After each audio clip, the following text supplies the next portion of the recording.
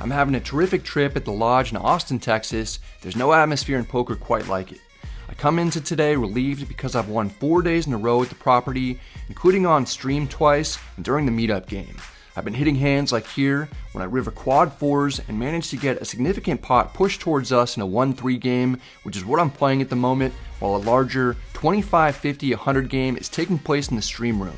For right now, I'm content to enjoy the show as a spectator. The high stakes game is filled, and with just one more day left on the trip, part of me is okay locking up profit and avoiding potentially losing 5 figures right at the end. The other part of me kind of wants to get in there and fire though. The streamed game looks absolutely nuts, with massive pots seemingly taking place every few hands. Yidney gets his kings cracked in this one to get stacked less than an hour in. I've played with most of the table a handful of times, but there are a few people who I don't recognize that have come in from out of town that look to be willing to gamble. 6 hands later, Yidney gets into another huge all-in, flopping top set and getting it in versus the king-high flush draw and 2 overs. It's another pot of almost $40,000. Yidney has a significant lead and is trying to get unstuck. They're running it one time for everything. The turn is the 7 of hearts. It's a brick. The river 6 of spades gives his opponent the victory and a brutal beat, ending Yidney's day early. Less than an hour and 10 minutes into the session, Yidney loses $50,000. You gotta have a massive set of balls just to sit at the table. Not very many people have the funds to even buy into a game like this, and fewer people are willing to risk that kind of money while playing on stream when every hand is scrutinized by all the Phil Ivies in the chat. The guys at the table are certainly putting on an entertaining display. I'm watching the English Bulldog relentlessly 3-bet his opponent Kenny on his left. Nearly every opportunity, Bulldog is just going for it. Kenny isn't shying away from the action at all though. In this situation, he cold 4-bets the ace-queen offsuit, the button has the jiggities, and 5-bet rips it for over $11,000. Kenny has piles of chips in front of him from getting Yidney early on and doesn't immediately fold like most of us would. No. He's not backing down. He actually calls the 5-bet jam. They run it twice. The first run out goes to his opponent, giving those jiggities at least half the $25,000 pot. The second run out doesn't start out too great for ace-queen. Kenny's down to a final card. He can hit any ace-queen or one of the final 2 jacks to avoid being scooped. The button no longer wants to make a set. 2 hearts. Jack. There's the jack. Chop it up. Wow, good hand. Oh my goodness. Kenny gets bailed out. No blood is drawn. Everyone's friendly and having a good time. This isn't the only instance. People are getting it in with ace-queen though. I keep thinking about the vacant seat and how much action's at the table. If I can run good, I might be able to win $50,000 to $100,000. Still, it's terrifying to jump in the game and possibly lose that much. I wasn't listed to play and have no obligation to jump in, but I know it'd help out the stream, and this year, I decided I'm not going to let any fear keep me from taking potentially profitable situations. With a seat open and this much action, fuck it, I'm jumping in. I rack up from the 1-3 game, get some bubblegum 5k chips to keep for adding on if I need to, but hopefully I'll run good from the start. I'm up $7,000 on the trip already, but I'm about to put all that profit and more in jeopardy as I enter the danger zone. The rest of the table is happier to see me than I'd prefer. How's it going, guys? We're already down $100 because you've turned in. Yeah. We had a side bet on who was going to take the MTTs. Oh yeah? I buy in for $20,000 initially. Even though I'll be competing against these guys for a lot of money, I actually really like the regulars and tend to hang out with them even outside of the poker room. Early into my stint, but about 4 hours into the stream, we've got the Nick game going. The loser has to add $1,000 to a splash pot. Nobody wants to be the person who has to pay that. With a double straddle on for $200, Kenny raises to $600 from the hijack. We pick up King 5 suited on the button. We can easily fold this, but it's a fine hand to take to a flop. With the Nick game going on and the frequency of 3-betting, I don't want to call and set someone up behind us for the squeeze. I prefer to try to win this now or potentially isolate the initial pre-flop raiser while we're in position. I re-raise to 2,000. I tend to have a tight image, so hopefully this will play to my advantage. We get a pocket pair to fold from the small blind, then we get the under the gun straddler to fold an even better king than ours. That's a big win for us. Everything is pretty much going according to plan, but Kenny isn't going to allow us to win the pot without putting up a fight. He calls for 1,400 more. That's okay though. We've narrowed it down to heads up while we have control of the pot. The flop comes King Jack 6 rainbow. We both make a pair, but ours is best. The opponent checks. This isn't a bad flop for our 3-bet range or our actual hand. We're going to continue firing. I bet 2,600. Even with the pair and backdoor draws to the nuts, Kenny gives us some respect as he folds. We have to show our cards to get rid of the nit button in front of us. The whole table sees that we came to play, 3-betting a speculative hand that leads us to winning over 2,000 right away. I'll pay him a little Bad Brad's here. Yeah. Got me full king jack off. Oh, That's a hot seat. dude, I know. Brad, I gotta put you on the spot here. Sure. A couple years ago at WPT in Tampa, I gave you, I ran into and I gave you one of these. It was a pyrite. Yeah, It was a little golden I nugget. keep it with me every day. Yeah? How's it been treating you? This interaction is pretty interesting. It's cool that Kenny's a supporter of the channel. When people reveal this to me, it seems more likely that they may go out of their way in pots against me in order to possibly make the vlog, which is something that I try to keep in mind. 2 orbits later, Kenny's ready to get involved again. This time he raises to $700. Bulldog is up to his old tricks without skipping a beat. $2,000. He raises every time before your chips get even in. I know, and then ultimately all the chips go to him, and we just keep doing it on repeat. Everyone at the tables noticed this common pattern of Kenny raising and Bulldog 3-betting to isolate him. This time, Bulldog has essentially the best hand that he's 3-bet Kenny with, even though Ace-10 offsuit should still be a fold. To be fair, Ace-5 offsuit shouldn't have been a pre-flop raise either, so Bulldog has his opponent dominated, but Kenny's fed up. Trust Fund Matt's comment about Bulldog re-raising every time before the initial raise is even in might have sparked a fire within Kenny. He's tired of being bullied, and it's time to take a stand. Wow, the bets are starting to increase pre-flop. The 4-bet comes in for 8,000 with Ace-5 offsuit. You can see that I'm watching this intently to see the outcome. We're all aware that Bulldog has been 3-betting at a higher frequency than what's possible for him to actually have it every time. In this instance, he's got a better than normal hand even, and he still doesn't like the situation that he's found himself in. I really wonder if Matt's comment influences Kenny's action to 4-bet, although Kenny's sharp enough to know what's going on already, and after I also 3-bet him showing the King-5 suited, he's probably tired of getting pushed around. Ultimately, Bulldog folds the best hand. He does show. Oh my god. Get that. Thank you. You like the ace wheel off? In a game like this, I'm watching and storing these types of hands in my head in case future situations come up that are similar. It's good to understand the dynamics of the table that our opponents have with each other so that we can capitalize on them, and it's good to know what our opponents are capable of and the different deviations they're making to baseline strategy so that we can tailor our own strategy specific to them. In this hand, the mental notes that I'm making on Kenny is that he opens with a wider range than he should with 6 players left to act behind him. He's fed up with Bulldog 3-betting him, and he has the ability to 4-bet absurdly light for $8,000 if he thinks he's being picked on. It's all good stuff to be aware of. I'm paying attention more than normal to players' tendencies because if you have that many takeaways in a high-stakes game like this, it'll be worth potentially thousands of dollars. We end up seeing 2 hands in a row that are quite revealing about what our opponents are capable of. In this one, the action's pretty standard until it gets to Trust Fund Matt in the under the gun straddle who has Ace-7 suited. It's already been 3-bet before it gets to him, so the standard play is to fold.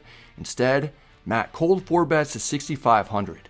It folds back to the big blind, who's already 5-bet jammed Ace-Queen suited for over $30,000. He's not going to be getting rid of his queens. All in for? All in. He's got about 5 cams. And a quick fold. Wow, nice hand. And Outlaw will take down that pot. In back-to-back hands, we've seen extremely light 4-bets from multiple players at the table. I played a decent amount with Matt, so I don't gain as much from seeing that he's willing to put in 6,500, then snap fold to a jam, but it's still something that I'm making a note of. Nearly 150 hands into the stream, we start another Nick game. It's the first hand of it. Matt's in middle position. He gets things started with a raise to 300. Brandon calls with a small pocket pair. We're in the small blind with Ace-4 suited. Ace-4 and Ace-5 suited hands are ones that we're often going to play like pocket aces. They've got removal to strong hands that'll play back at us like aces and Ace-King. Plus, we've got a lot of potential being suited, and we can connect on both high and low flops. I 3-bet squeeze at 2,000. Matt knows that I'm willing to 3-bet light. His image isn't the best at the moment. He's stuck and just got caught 4-betting light. It was kind of set up well for me to re-raise without a monster, and I had extra incentive to do it while the Nick game is on, so I'm not surprised to see Matt 4-bet to 5,200, possibly making another play to put me to the test. It's rare that he'll be strong enough to do this legitimately under normal circumstances. Brandon folds right away, Sharp guys like Matt are going to make adjustments to my play, knowing that I won't always have it when I 3-bet. If I 5-bet, it's a different story. He'll have to take that kind of aggression more seriously. We have a hand that I already told you we're going to play like aces. This is typically a scenario in which it isn't bad to continue with the story that we've got a monster. And Matt raises here, 4 bets to 6,000. Twice? Oh, yeah.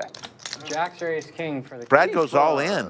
Oh my goodness, this just escalated quickly. That timer. And a call from Matt, and Brad's in deep trouble here. I put it all on the line, a 5-bet ripping it for nearly $20,000, hoping to see another snap fold, but this time, Matt wakes up with it and has me totally crushed. The good news is that even though Matt has us outkicked, it's one of the worst case scenarios for us, and we're still going to win a third of the time. We agree to run it twice. Perhaps we can chop this to basically remain even on the session. The first flop comes 9-7 deuce rainbow. Neither of us make a pair. We don't even have a backdoor flush draw, so it's not looking good. The turn is the 3 of spades, opening up some doors for us to win with the straight draw. It's a decent turn for us, but we've only got one more card to come for half the pot. The river is the 8 of clubs. Brandon having pocket 5s didn't help our cause. Matt's now free rolling as he's guaranteed to at least get his money back. The second run out starts a little better for us. 38,950, both play. Uh-oh. Brad hits 2 pair here. We've got top and bottom pair, but you don't see me looking too happy since Matt actually still has the lead as a 59% favorite. He can hit a club, king, or queen to take the lead. The turn is the 9 of clubs. He drills the nuts immediately. I'm drawing dead to 2 outs. The river 9 counterfeits my 2 pair anyway.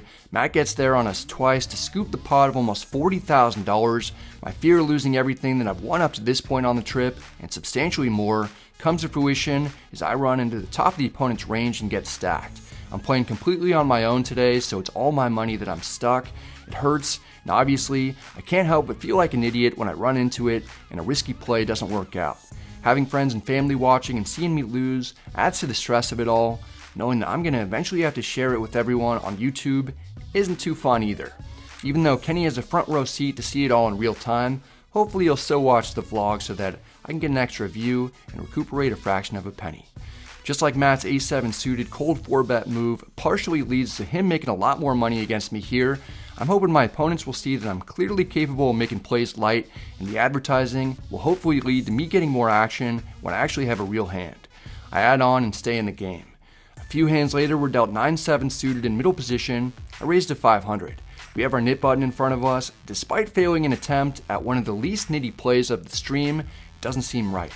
Kenny's an under-the-gun straddle to 100. Although he's not closing the action and doesn't have a knit button in front of him, he makes a speculative call, perhaps to get his hands on some Bradley dollars. Bulldog's in the double straddle to 200. He calls with the knit button in front of him. We're going 3 ways to the flop in position. It comes king 10-9 with 2 hearts. We've got bottom pair and a flush draw. We smash it.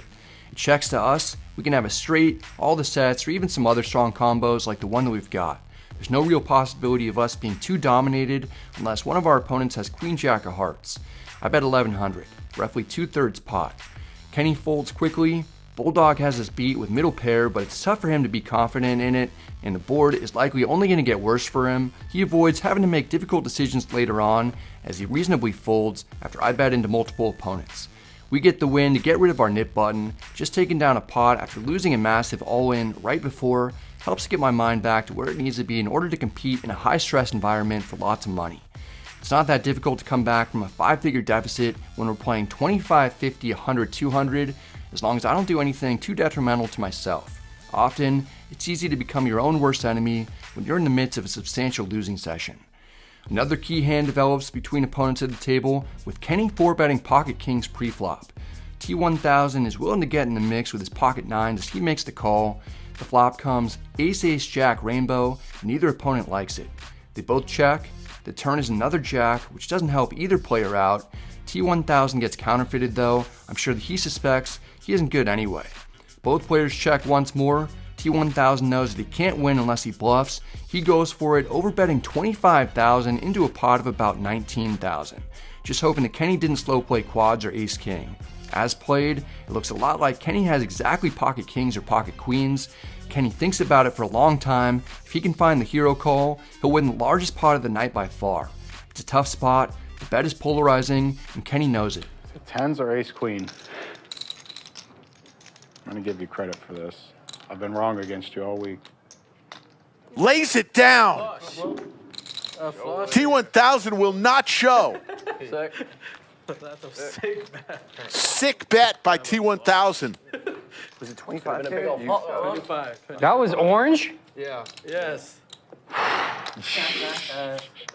He's claiming he didn't know it was an orange chip. I thought I bet 5. I didn't see that 25K. He's trying to block bet his tens for 5K. I was like, what's the fuck? Why would... 10s? 9s. 9s? He does tell him he had 9s. T1000 lets Kenny know that he just got away with an enormous bluff. It's the gutsiest play of the session. If you're Kenny, you can't help but feel frustrated. When you're on the fence about whether or not to call, then you make the wrong decision, costing you over $40,000. His pride has to hurt a little on that one, but he's still up on the day and has a great attitude in general. It's hard to know if losing a hand like this will affect his decisions going forward. The next hand ends the Nick game, and Brandon has to put $1,000 in the middle for a splash pot. The double straddle to 200 is on. No one wants to fold with an extra 1,000 up for grabs, which is why we see Bulldog limp in with 7-3 offsuit from the cutoff. We actually pick up a strong starting hand with ace-king offsuit on the button. There's now over 1,600 in the middle, which is why we're going to go large with a raise. I make it 2,000 to go. I've added on for an extra 10,000 after rebuying earlier. I'm in for 50,000 total, so I'm still stuck around 20,000, but winning this pot would allow us to at least get a small chunk back. No one has anything that they can stick around with. Bulldog regrets his ambitious limp with hopes of seeing a flop cheaply. He folds as well. I have to show our ace-king to win the nit splash pot. I've got just over 32,000 in front of me and 18,000 more to win in order to get unstuck. The very next hand, things heat up with Kenny raising big to 400. We're going to play this one without seeing the graphics. Right on cue, Bulldog comes in with a 3-bet to 1,400 as he's done the entire game when Kenny opens. I've seen him do it multiple times with 7-5 suited. He's done it with ace-10 offsuit, which is still light, and a variety of other times, including once with king-10 offsuit, so this 3-bet means almost nothing to me other than Bulldog wants to play ideally heads up in position against Kenny with 2 cards that are playable. We're next to act with ace-queen suited. For the second hand in a row, we're at the top of our range. I don't cold call 3-bets almost ever. We're either going to 4-bet or fold, and ace-queen suited is way too good to fold. I 4-bet to 4,000. The action's back on Kenny. We've already seen that he doesn't like the feeling of being pushed around. We saw him take a stand earlier, 4-betting Bulldog to 8,000 with ace-5 offsuit. His head has to still be spinning after making the incorrect laydown with pocket kings only 3 hands earlier, causing him to miss out on an extra $43,000. Most people would be on mega tilt after something like that. He's seen me 5-bet light already with ace-4 suited for $19,000, so he probably knew it was just a matter of time before I potentially 4-bet light when he opens and Bulldog re-raises. Kenny might be taking a stand once more to get some of his pride back as he gathers chips and 5-bets to 13,500. Usually 5-bets are rare, not so much in this game. Bulldog doesn't like being caught between all the aggression. He folds. The graphics reveal that he indeed 3-bet on the lighter side once again. The action's back on us. We obviously don't love the situation that we found ourselves in, but we need to use all the information we've accumulated about Kenny throughout the duration of the stream in order to make the best decision that we can make. Earlier, he called a 5-bet shove with ace-queen offsuit for almost $12,000. The threshold for calling a 5-bet shove is much higher than it is for actually being the 5-better, so maybe he overvalues certain hands and is willing to 5-bet ace-queen offsuit or worse. We've also seen him 4-bet hands that are pretty much trash for almost 5 figures when he wanted to teach Bulldog a lesson not to push him around. I've already shown that I 3-bet Kenny light when I first arrived at the table, then I ripped it in light with a suited ace showing that I'm willing to be aggressive without actually having a monster. It was teed up for me here to 4-bet light in order to capitalize on the dynamics of the table. I just happened to actually have a very good holding for the second hand in a row. Because it was a good spot for me to 4-bet squeeze, it ends up being a decent spot for Kenny to potentially 5-bet re-squeeze. Being a viewer of the channel may provide some extra incentive for Kenny to make a play against me as well. I've got a bit more than 30,000 in front of me. I don't want to call and leave myself with way less than a pot-sized bet remaining in my stack. I'd certainly shove if I had ace-king suited, kings, or aces under normal conditions, whereas I typically let go of ace-queen suited when facing a 5-bet without giving it much extra thought. I mentioned earlier that the reason that I pay attention to players' tendencies during hands that I'm not involved in is to tailor strategies against them for future battles. Well, the future's now. and I know my opponent is capable and willing to make crazy unorthodox plays. The type of adjustment that I'm going to make against Kenny is slightly expanding the range by a pip when I'm on the fence about a difficult decision. Ace-Queen suited is just too good of a hand to fold under these exact conditions against this exact opponent. We're going to see if Kenny really has it and wants to play for everything. All in from Brad. And a call. 65,875. What do you have? I have ace queen. This is when we see the horrible news that despite everything lining up for us to have maybe gotten 5-bet light or by something like pocket jacks, we're dominated again, only having a 26% chance of winning. I run into the top of the opponent's range one more time, except in this instance, we're playing a much bigger pot of over $65,000. It's the largest one that I played all year. If I lose, I'll be down $50,000 on the day. The decision is up to me on how many times I want to run it, and I honestly don't even care anymore. It's tough for me to win both runouts. If I win only one and we chop, I'm still down almost $20,000 on the session. If I lose $32,000 here, I'll end up processing a $50,000 loss, pretty much the exact same way I process a $20,000 one. It's still a fuck ton of money, and I'm gonna feel almost the same amount of pain either way. On the other hand, if I happen to win this pot, I'll be up over $15,000, and I can walk out of here feeling infinitely better, completing the comeback and potentially being able to win 5 figures after being stuck piles early on.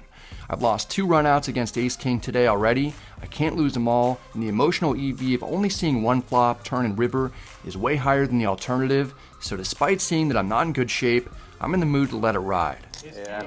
Let's just go once. One time. Pain. One Max card. Payne. Fine, let's do it. GQ is here. Good luck, gents. Thanks, man. Oh my God. You can hear by the tone in everyone's voice that they almost wish I would have decided to run it twice because they don't want to see me get torched for $50,000 today, matching the mark set by the previous person who occupied this seat. Here we are though, not so eagerly waiting to see what fate has in store for us. Wow, that's spicy. It's one hell of a flop when we're playing the new largest pot of the night. We've got a double gutter and backdoor flush draw, but we can no longer hit a queen. I really didn't want to see a king come out initially, but what I'm rooting for has shifted significantly. Give him a pair. Give him a pair. Give him a pair. The turn 4 of hearts is as blank as it gets, other than the fact that it would have given Bulldog a set. Our chances of winning are reduced to 9%. We've got just a few outs and one shot at it. Otherwise, I'm going to walk out of one more high stakes session in this room with my head down and a lot less money than I walked in with. I'm trying to mentally prepare myself for the worst case scenario, knowing that it's looking bleak. Meanwhile, Kenny's praying to the poker gods that he can hold. It's all coming down to one final card, and we need a miracle. There's the king. Wow. Brad Owen Bad luck. gets there, runs it once. Fucking pride. It's the pride. That's what she does. 65,875. The king on the river. Wow. I knew when he called one time.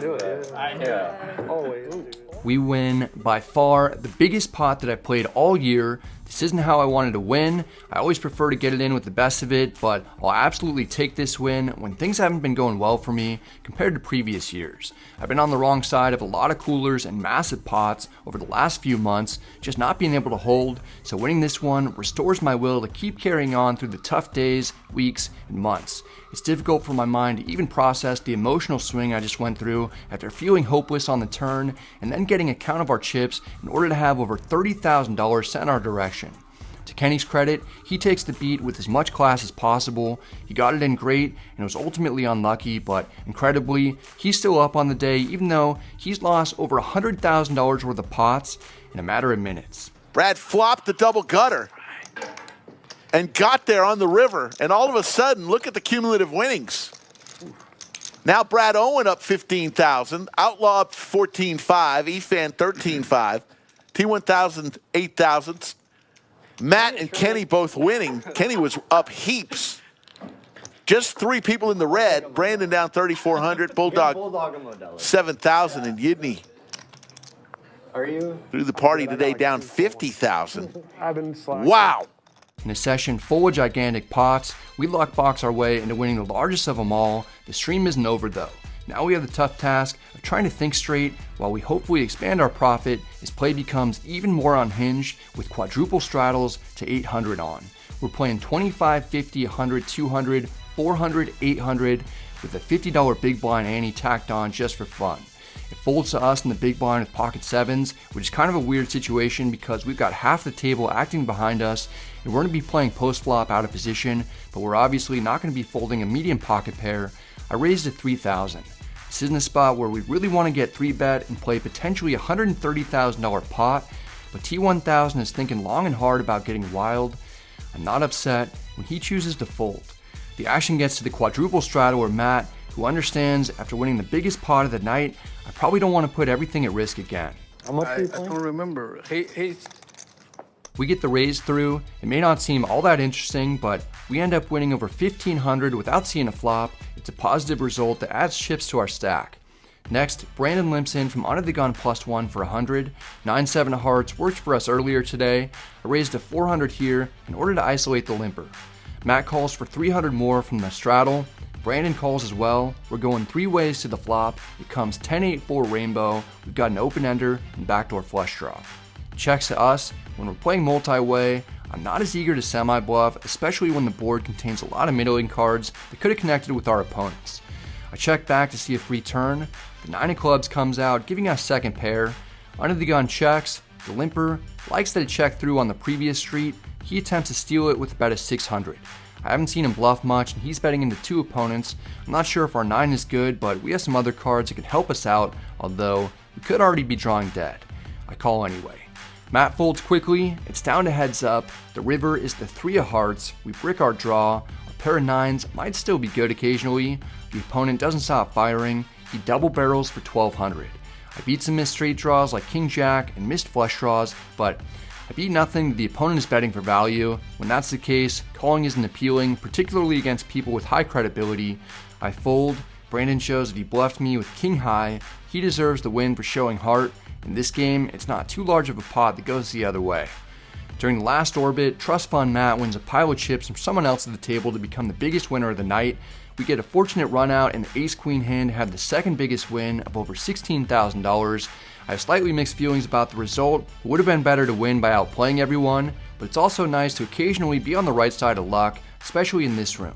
Not being afraid to take a seat at the table and being willing to put everything at risk, even though I got it in behind, ends up paying off. Wins like this don't happen very frequently, so I'm going to enjoy it.